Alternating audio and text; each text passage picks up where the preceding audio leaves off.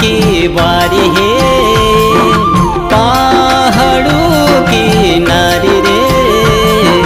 कभी नहीं खाई दी रोटी सूख के, कभी नहीं खाई दी रोटी सूख के।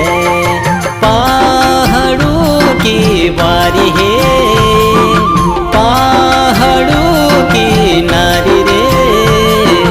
कभी नहीं रही वे घड़ी सूख के, कभी नहीं रही वे घड़ी सूख के।